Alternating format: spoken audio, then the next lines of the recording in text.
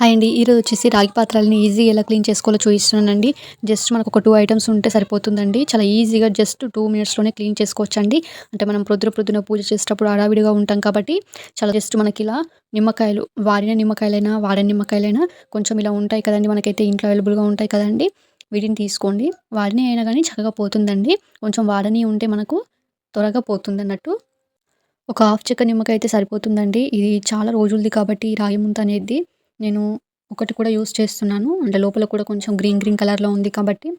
అలాగే దీనిపైన సాల్ట్ అనేది వేసుకోండి. సాల్ట్ కంపల్సరీగా వేయాలండి. అలాగే వంట సోడా కూడా వేసుకోండి.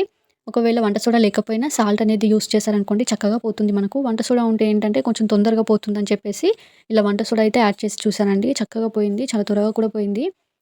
సాల్ట్‌తో ఏంటంటే కొంచెం ఎక్కువ సేపు మనము ఇలా అనాల్సొచ్చింది. అదే వంట సోడా వేయగానే చాలా త్వరగానే అయిపోయింది. నేను ఆల్రెడీ ఫస్ట్ ఒక ముంతకి చూసానండి. ఫస్ట్ చిన్న ముంతకి రాగి ముంతకి చూసాను. తర్వాత ఈ పెద్ద రాగి ముంతకైతే ఇలా వంట సోడా ఏసి మీకు వీడియోలో అనేది చూయిస్తున్నాను. జస్ట్ మనం ఇలా ఒక 1 మినిట్ కూడా అనలేదండి.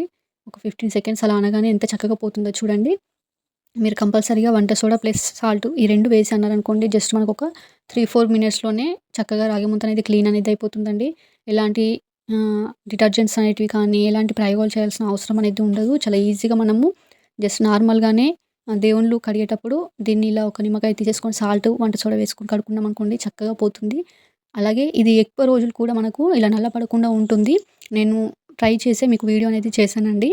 మనకు చాలా త్వరగా కొన్ని తొందరగా నల్లబడిపోతూ ఉంటాయి కదండీ! అలా కాకుండా మనకు ఎక్కువ రోజులు నిల్వ ఉంటుంది. చూడండి లోపల కూడా ఇలా గ్రీన్ కలర్ అంతా బయటకొచ్చేసింది చక్కగా మనకు. కొంచెం వంట సోడా, సాల్ట్ వేస్తూ మీరు కడిగేస్తూ ఉండండి. ఇలా తోముతూ ఉండండి.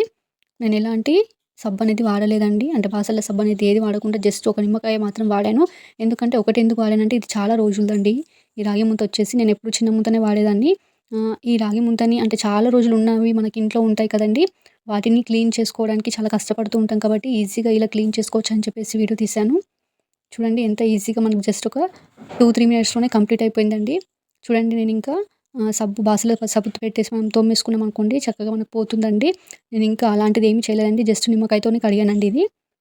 మనం ఇంకొంచెం కింద సైడ్ ఏమన్నా నల్లగా ఉంటే చక్కగా మనం సోపేసి కడిగామనుకోండి చక్కగా పోతుంది.